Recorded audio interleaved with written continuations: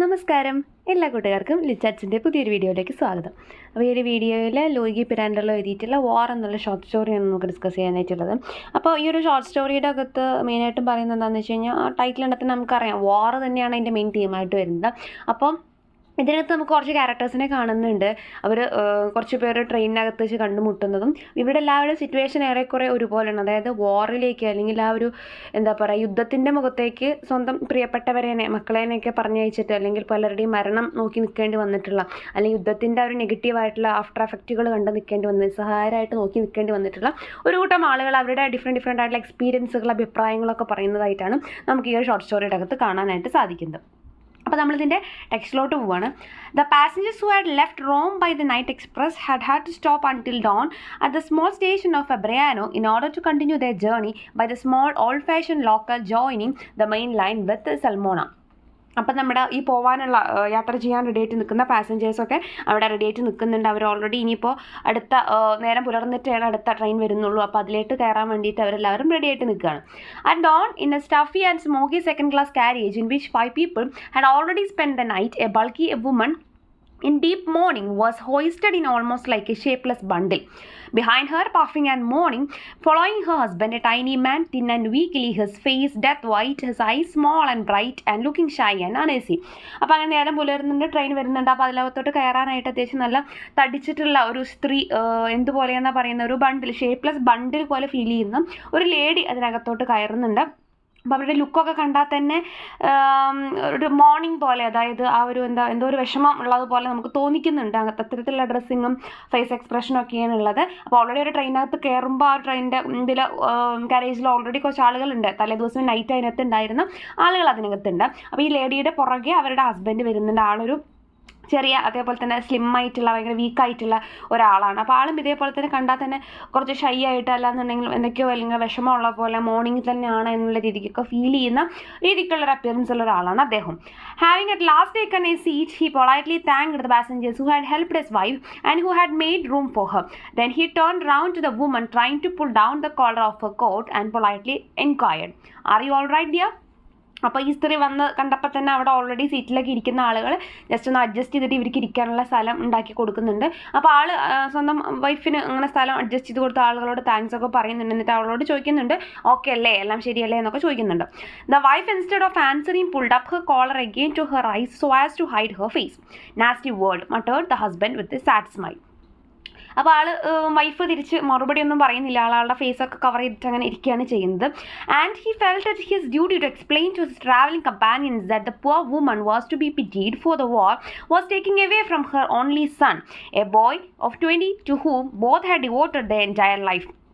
അപ്പോൾ ആൾക്ക് തോന്നുകയാണ്, ഹസ്ബൻഡിന് തോന്നുകയാണ്, അതായത് ഓൾറെഡി എൻ്റെ വൈഫിനെ കണ്ടാൽ തന്നെ എല്ലാവർക്കും തോന്നും എന്തോ വിഷമമുണ്ടല്ലോ ഇവർക്കെന്ന് സംശയം തോന്നും. അപ്പോൾ പാസഞ്ചേഴ്സിനോട് അങ്ങോട്ട് കയറി പറയാം, ഇങ്ങനെ എൻ്റെ വൈഫ് ഒരു വിഷമത്തിലാണ്, അതായത് ഞങ്ങളുടെ ഒരേ ഒരു മകൻ 20 വയസ്സുള്ള മകൻ വാർ ഫ്രണ്ടിലോട്ട് പോവുകയാണ്, അപ്പോൾ യുദ്ധമുഖത്തിലേക്ക് പോവുകയാണ്, അപ്പോൾ അവനെ കാണാൻ വേണ്ടിയിട്ടാണ് ഞങ്ങൾ പോകുന്നത്, അതിൻ്റെ വിഷമമാണ് എന്നൊക്കെ അവരെ പറഞ്ഞ് മനസ്സിലാക്കാം. അപ്പോൾ അവർക്കും ഒരു പാവം തോന്നുമല്ലോ എന്ന് ആൾ വിചാരിക്കുകയാണ്. Even breaking up their home at Salmona to follow him to Rome, where he had to go as a student, then allowing him to volunteer for war with an assurance, however, that at least for 6 months he would not be sent to the front, and now, all of a sudden, receiving a wire saying that he was due to leave in 3 days' time and asking them to go and see him off. അപ്പോൾ ഇവരെങ്ങനെ വെച്ച് കഴിഞ്ഞാൽ, ഈ ഒരു മകൻ മാത്രമേ ഇവർക്കുള്ളൂ, ഇവരുടെ life പോലും അവന് വേണ്ടി മാറ്റി വെച്ചതാണ്. ഇവൻ പഠിക്കാൻ പോകുമ്പോഴടക്കം കൂടെ പോകുന്ന, വീടൊക്കെ വിട്ട് അവൻ്റെ കൂടെ പോയി താമസിക്കുന്ന അത്രയും ഡീപ്പായിട്ട് റിലേഷനാണ് ഇവർ തമ്മിലുള്ളത്. അപ്പോൾ അങ്ങനെ ഇരിക്കുകയാണ് ഇവൻ അങ്ങനെ പോകേണ്ട ഒരവസ്ഥ വരുന്നത്. പക്ഷേ അവരൊരു കണ്ടീഷൻ വെച്ചിട്ടുണ്ടായിരുന്നു, അതായത് 6 മാസം വരെ ഇവനെ വാറിൻ്റെ ഫ്രണ്ടിലോട്ട് കൊണ്ടുപോവില്ല, അല്ലെങ്കിൽ യുദ്ധത്തിലേക്ക് ഏർപ്പെടുത്താൻ വേണ്ടി കൊണ്ടുപോവില്ല എന്നൊരു ഉറപ്പിൻ്റെ മേലാണ് ഇവനെ വിട്ടത്. പക്ഷേ ഇപ്പോൾ പെട്ടെന്ന് അവർക്ക് ഇൻഫർമേഷൻ വന്നിരിക്കുകയാണ് 3 ദിവസത്തിൻ്റെ ഉള്ളിൽ ഇവന് വാർ ഫ്രണ്ടിലോട്ട് പോകണം. അപ്പോൾ അതുകൊണ്ട് നിങ്ങൾ വന്ന് കാണുക എന്നുള്ള രീതിക്ക് അവർക്കൊരു ഇൻഫർമേഷൻ കിട്ടിയിട്ടുണ്ട്. അപ്പോൾ അതുകൊണ്ട് അവർ ഞെട്ടലിലാണ് അവരിപ്പോൾ അങ്ങോട്ട് പോകുന്നത്.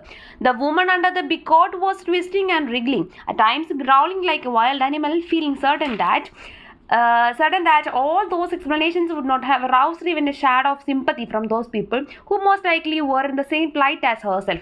One of them, who had been listening with particular attention, said, അപ്പോൾ ഇത്രയും വലിയൊരു വിഷമം ഉണ്ടാക്കുന്നൊരു കാര്യം പറഞ്ഞിട്ട് അവിടെ കേട്ടിരുന്നവരുടെ ആരുടെയും മുഖത്ത് യാതൊരു കുലുക്കവും കാണുന്നില്ല. അവരുടെ എക്സ്പ്രഷൻ കണ്ടാൽ അവരും ഇതൊക്കെ സഫർ ചെയ്തിരിക്കുന്നത് പോലെയാണ് അവർക്ക് തോന്നുന്നത്. അപ്പോൾ അതിൽ ആ കൂട്ടത്തിൽ ഒരാൾ പറയാണ്, you should thank God that his son is only living now for the front. Mind has been send the first day of the war. He was already come back twice wounded and been send back again to the front. അപ്പോൾ അദ്ദേഹം വേറൊരാൾ പറയുകയാണോ, നിങ്ങൾക്ക് ആശ്വസിക്കാൻ, നിങ്ങളുടെ മകൻ ഇപ്പോഴല്ലേ കൊണ്ടുപോകുന്നുള്ളൂ, പക്ഷേ എൻ്റെ കുട്ടീനെയൊക്കെ ചെന്ന ഫസ്റ്റ് ഡേ തന്നെ യുദ്ധത്തിലേക്കാണ് കൊണ്ടുപോയിട്ടുള്ളത്. 2 വട്ടവും വീട്ടിലേക്ക് തിരിച്ചു വരികയുണ്ടായി. ഇങ്ങനെ മുറിവൊക്കെ ഏറ്റിട്ട് വയ്യാണ്ടായിട്ട് വന്നു. അതൊക്കെ ഏറെക്കുറെ മാറുന്നതിൻ്റെ പിന്നെ തന്നെ എന്തും ചെയ്തു, വീണ്ടും അവനെ തിരിച്ചു വിളിച്ചവൻ വീണ്ടും പോവുകയും ചെയ്തു. What about me? I have 2 sons and 3 nephews at the front, said another passenger. അപ്പോൾ വേറൊരു പാസഞ്ചർ പറയാണ്, എൻ്റെ കാര്യം പിന്നെ പറയണം, എനിക്ക് 2 സൺസും അതേപോലെ 3 നെഫ്യൂകളും എൻ്റെ വാർ ഫ്രണ്ടിലാണുള്ളത്. അപ്പം എന്നാൽ എല്ലാവർക്കും ഈ ഒരു പ്രശ്നം സഫർ ചെയ്യുന്നത്. അപ്പോൾ ഇവിടെ കാണിക്കുന്നത് യുദ്ധം ഏതെങ്കിലും ഒരു തരത്തിൽ ബാധിക്കുന്നവരാണ് എല്ലാവരും എന്നുള്ളൊരു മെസ്സേജാണ് നമുക്ക് തരുന്നത്. Maybe but in our case it is our only son venture the husband. ഒരു ഹസ്ബൻഡ് പറയാണ്, നിങ്ങൾക്കൊക്കെ 1ഉം 2ഉം ആളുകളൊക്കെ അല്ലേ പോയിട്ടുള്ളത്, പക്ഷെ ഞങ്ങളുടെ കേസ് നോക്കി നോക്ക്, ഞങ്ങൾക്ക് ആ ഒരു മകനേ ഉള്ളൂ, ആ ഒരു മകനാണ് അങ്ങോട്ട് പോയിട്ടുള്ളത്. What difference can it make? You may spoil your only son with excessive attentions, but you cannot love him more than you would all your other children if you had any. Paternal love is not like bread that can be broken into pieces and split amongst the children in equal shares. A father gives all his love to each one of his children without discrimination, whether it be 1 or 10. And if I am suffering now for my 2 sons, I am not suffering half for each of them, but double. അപ്പോൾ ആൾ പറയാണ്, അതിൽ വലിയ കാര്യമൊന്നുമില്ല. അതായത് ഒരു ആൾക്ക് ഒരു കുട്ടിയാണോ അല്ലെങ്കിൽ 2 കുട്ടിയാണോ 3 കുട്ടിയാണോ എന്നുള്ളതനുസരിച്ചിട്ട് ഈ സ്നേഹമെന്ന് പറയുന്ന, മക്കളോടുള്ള സ്നേഹമെന്ന് പറയുന്നത് ബ്രെഡ് പോലെ, അതായത് ഹോളായിട്ട് ഇത്ര സ്നേഹമുള്ളൂ, അത് എല്ലാവർക്കും ഇങ്ങനെ പൊട്ടിച്ച് വീതിച്ച് കൊടുക്കുന്ന ഒരു പരിപാടിയല്ല സ്നേഹം എന്ന് പറയുന്നത്, പ്രത്യേകിച്ച് മക്കളോടുള്ള സ്നേഹം. അപ്പോൾ അതുകൊണ്ട് തന്നെ ഇപ്പോൾ ഒരു മകനാണുള്ളതെന്നുണ്ടെങ്കിൽ അവനോട് എത്ര സ്നേഹമുണ്ടോ അതേ സ്നേഹം തന്നെയായിരിക്കും വേറൊരു കുട്ടി കൂടി ഉണ്ടെങ്കിൽ അവനോടും ഉണ്ടാവുന്നത്. എല്ലാവരോടും ഈക്വൽ ആയിട്ടുള്ള സ്നേഹമാണ് ഉണ്ടാവുക. അപ്പോൾ ഒരാളെ നഷ്ടപ്പെട്ടാൽ നമുക്ക് വേദനിക്കുന്നതിൻ്റെ പകുതി അല്ല ഒരിക്കലും 2 പേരെ നഷ്ടപ്പെടുമ്പോൾ നമുക്ക് വേദനിക്കുക, മറിച്ച് എന്താണ്, ഡബിൾ ആയിരിക്കും എന്നാണ് പറയണം. അതായത് ഓരോരുത്തരോടും നമ്മൾ ഈക്വൽ ആയിട്ടുള്ള സ്നേഹമാണ് കൊടുക്കുന്നത്, അല്ലാണ്ട് കയ്യിലുള്ള മൊത്തം സ്നേഹത്തിനെ ഷെയർ ചെയ്ത് ഓരോരുത്തർക്കും കൊടുക്കുകയല്ല നമ്മൾ ചെയ്യുന്നത് എന്നാണ് അദ്ദേഹം പറയുന്നത്.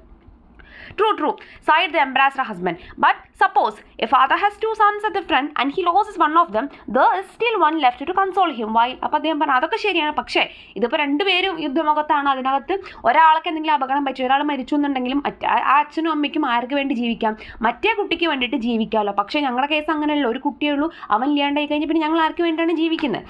Yes, answered the other, getting cross. A son left to console him, but also a son left for whom he must survive. While in the case of the father of an only son, if the son dies, the father can die too and put an end to his distress.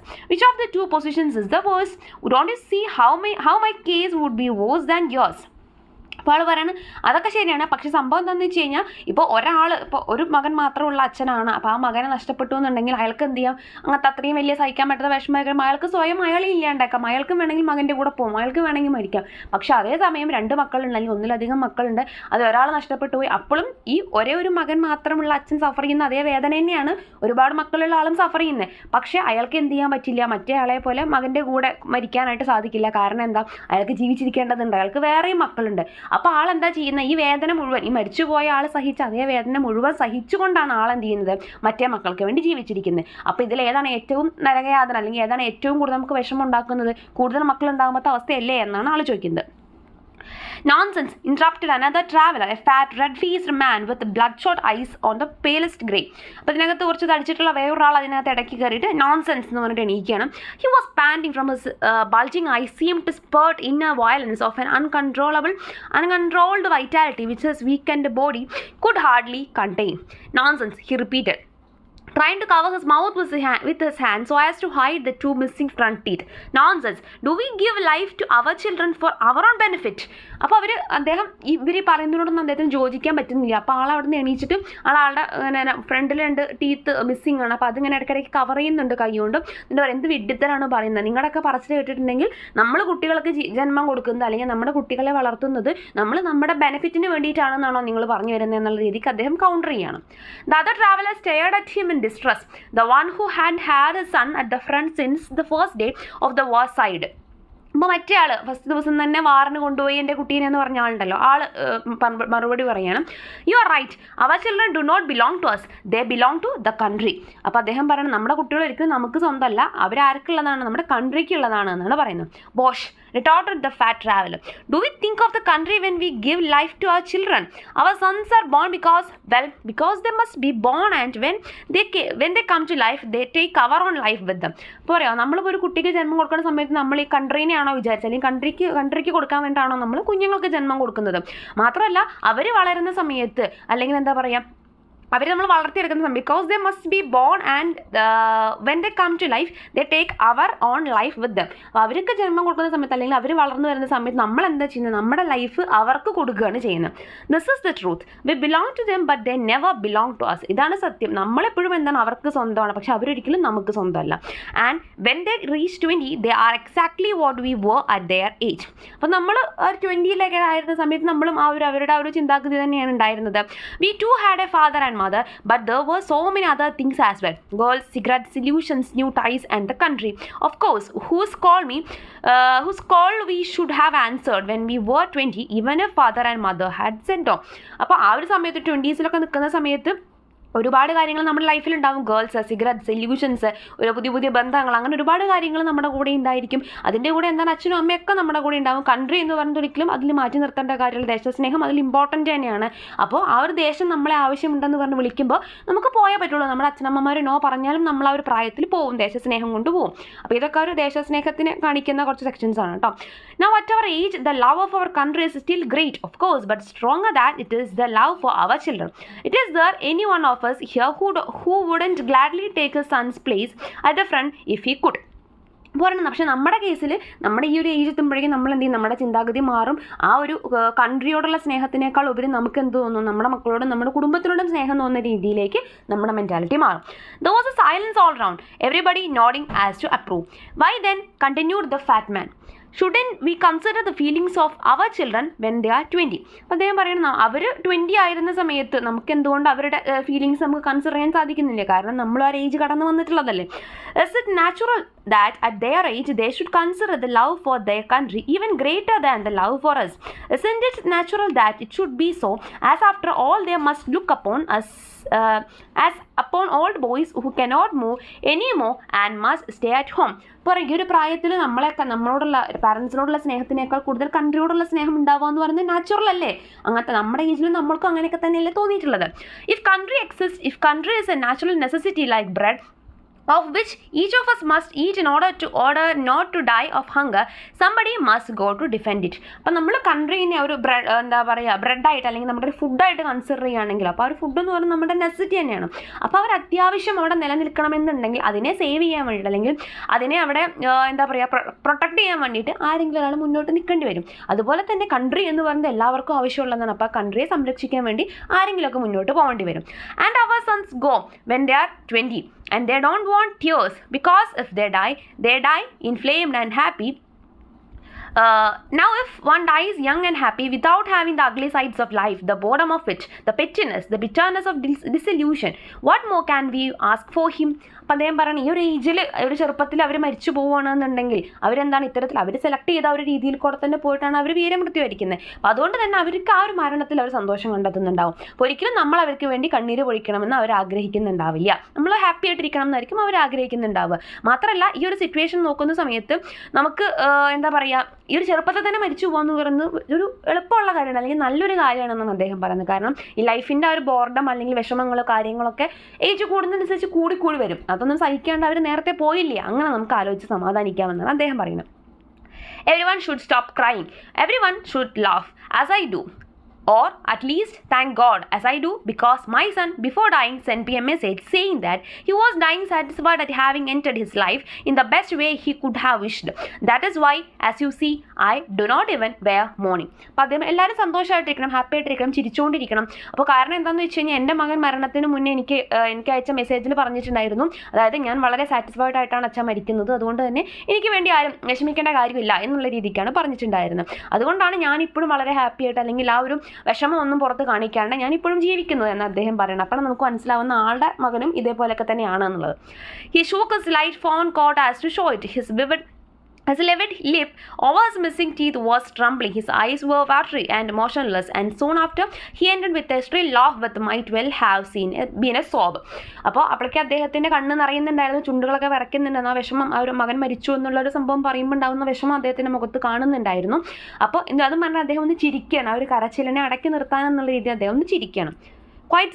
Quite so, agreed others. The woman, who bundled and cornered under her coat, had been sitting and listening, had, for the last 3 months, tried to find in the words of her husband and her friends something to console her in her deep sorrow. Something that might show her how a mother should resign herself to send her son, not even to death, but to a probable danger of life. Yet not a word had she found amongst the many which had been said, and her grief had been greater in seeing that nobody, as she thought, could share her feelings. അപ്പോൾ ഈ 3 മാസക്കാലമായിട്ട് മകൻ പോയതിന് ശേഷം ഫ്രണ്ട്സും റിലേറ്റീവ്സും ഹസ്ബൻഡൊക്കെ അവരോട് പേര് അവരെ സമാധാനിപ്പിക്കാൻ നോക്കിയിട്ടുണ്ടായിരുന്നു. മരണത്തിലേക്ക് എന്ന് ഉറപ്പിച്ച് പറയാൻ പറ്റില്ലെങ്കിലും ഒരു മരണമുഖമാണല്ലോ യുദ്ധത്തിൻ്റെ സ്ഥലം എന്ന് പറയുന്നത്. അപ്പോൾ അത്തരത്തിലുള്ള സ്ഥലത്തേക്ക് മകനെ പറഞ്ഞു വിട്ടിട്ട് എങ്ങനെയാണ് ഒരു അമ്മയ്ക്ക് സമാധാനമായിട്ടിരിക്കാൻ പറ്റുക? അപ്പോൾ ആരുടെയൊക്കെ സമാധാനം അല്ലെങ്കിൽ സമാശ്വാസ വാക്കുകളും അവരെ ബാധിച്ചിട്ടുണ്ടായിരുന്നില്ല. അവരുടെ വിഷമൊന്നും ആർക്കും കൺട്രോൾ ചെയ്യാൻ, അല്ലെങ്കിൽ അവരുടെ ഫീലിങ്സ് ഒന്നും ആർക്കും മനസ്സിലാക്കാൻ പറ്റാത്തതുപോലെയായിരുന്നു അവർ ഇത്രയും കാലം അവർക്ക് തോന്നിയിട്ടുണ്ടായിരുന്നത്.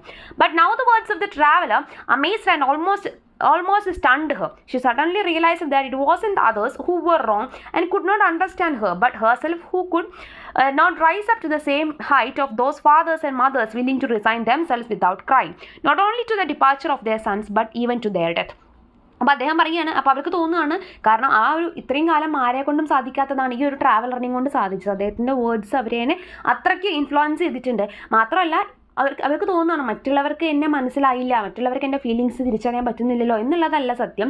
മറ്റുള്ള അച്ഛനമ്മമാർ മക്കളെ ഇങ്ങനെ യുദ്ധമുഖത്തേക്ക് പറഞ്ഞയച്ചിട്ടും ഇപ്പോഴും ജീവനോടെ ഇരിക്കുന്ന, അതിനെയൊക്കെ സഹിക്കാൻ വേണ്ടി മനസ്സ് കാണിച്ചിട്ടുള്ള അച്ഛനമ്മമാരുടെ ആ ഒരു മനസ്സ് അല്ലെങ്കിൽ ആ ഒരു ചിന്താഗതിയിലേക്ക് എത്താൻ അല്ലെങ്കിൽ ഉയരാൻ എന്നെ കൊണ്ട് സാധിക്കുന്നില്ല എന്നുള്ളത് എൻ്റെ മിസ്റ്റേക്കാണ്, അല്ലാണ്ട് മറ്റുള്ളവർക്ക് എന്നെ മനസ്സിലാക്കാൻ പറ്റാത്തതല്ല എന്നുള്ളത് അവർ അക്സെപ്റ്റ് ചെയ്യണം. She lifted her head, she bent over from her corner, trying to listen with great attention to the details which the fat man was giving to his companions about the way his son had fallen as a hero for his king and his country, happy and without regrets. അപ്പം ഈ ഒരു മറ്റേ ആൾ traveller ഇങ്ങനെ സംസാരിച്ചുകൊണ്ടിരിക്കുന്നുണ്ട്, മകൻ മരിച്ചതിനെക്കുറിച്ചും അവനവിടെ യുദ്ധം ചെയ്തതിനെക്കുറിച്ചൊക്കെ പറയുന്നുണ്ട്. അപ്പോൾ അതൊക്കെ ഇവരിങ്ങനെ ശ്രദ്ധയോടെ കേൾക്കുകയാണ്. It seemed to her that she had stumbled into a world she had never dreamt of, a world so far unknown to her, and she was so pleased to hear everyone joining in congratulating that brave father who could so stoically speak of his child's death. സ്വന്തം കുഞ്ഞിൻ്റെ മരണത്തിനെക്കുറിച്ച് വളരെ strong ആയിട്ട് സംസാരിക്കുന്ന ഒരു അച്ഛനെ ആലോചിച്ചിട്ട് എല്ലാവർക്കും ഭയങ്കര എന്താ പറയുക ബഹുമാനമൊക്കെ തോന്നുകയാണ്, റെസ്പെക്റ്റ് തോന്നുകയാണ്. Then suddenly, just as if she had heard nothing of what had been said, and almost as if waking up from a dream, she turned to the old man, asking him. പെട്ടെന്നൊരു സ്വപ്നത്തിൽ നിന്ന് എണീക്കുന്ന പോലെ ആ ഒരു സ്ത്രീ ചോദിക്കുകയാണ്, then is your son really dead? ശരിക്കും നിങ്ങളുടെ മകൻ മരിച്ചോ എന്നാണ് അവൾ ചോദിക്കുന്നത്.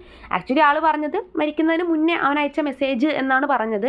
ബാക്കി ഇയാൾ പറഞ്ഞ കാര്യങ്ങളൊന്നും ഇവർ ശരിക്കും കേട്ടിട്ടുണ്ടായിരിക്കില്ല. കേട്ടാലും കേട്ടില്ലെങ്കിലും അതിൽ ഡയറക്റ്റായിട്ട് അവർക്ക് അറിയാൻ വേണ്ടി പെട്ടെന്ന് ഒരു ബോധം വന്നപ്പോൾ എണീച്ച് ചോദിക്കുകയാണ് ശരിക്കും അവൻ മരിച്ചോ എന്നുള്ളത്.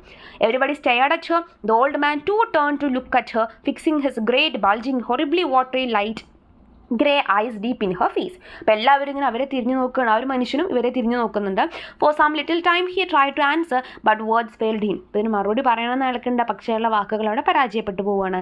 He looked and looked at her almost as if only then at that silly incongruous question he had suddenly realised at last that his son was really dead, gone for ever. അപ്പോൾ ആ ചോദ്യത്തിൻ്റെ മുന്നിലാണ് അദ്ദേഹം ശരിക്കും തിരിച്ചറിയുന്നത് അവരുടെ മകൻ ശരിക്കും മരിച്ചുപോയി, എന്നേക്കുമായിട്ട് നഷ്ടപ്പെട്ടു പോയി എന്നുള്ളത് അദ്ദേഹം റിയലൈസ് ചെയ്യുന്നത്. His face contracted, became horribly distorted. Then he snatched a handkerchief from his pocket and, to the amazement of everyone, broke into harrowing, heart-rending, uncontrollable sobs. അപ്പോൾ ആ സിറ്റുവേഷനിൽ ആളെന്ത് ചെയ്യുകയാണ്, ആൾക്ക് പെട്ടെന്ന് കരച്ചിൽ വരുന്ന ആളെന്ത് ചെയ്യുക, പെട്ടെന്ന് ആളുടെ പോക്കറ്റിൽ നിന്ന് ഹാൻഡ് കർച്ചീഫ് എടുക്കുന്നുണ്ട്, എന്നിട്ട് അദ്ദേഹം അവിടെ പൊട്ടിക്കരയാനായിട്ട് തുടങ്ങുകയാണ്. കാരണം ഇത്രയും പേരൊക്കെ ആ ധൈര്യം പകർന്നു കൊടുത്തു എന്നുണ്ടെങ്കിലും അദ്ദേഹത്തിൻ്റെ ഉള്ളിൻ്റെ ഉള്ളിൽ ആ മകനോടുള്ള സ്നേഹമാണ് നമുക്കവിടെ കാണാനായിട്ട് സാധിക്കുന്നത്.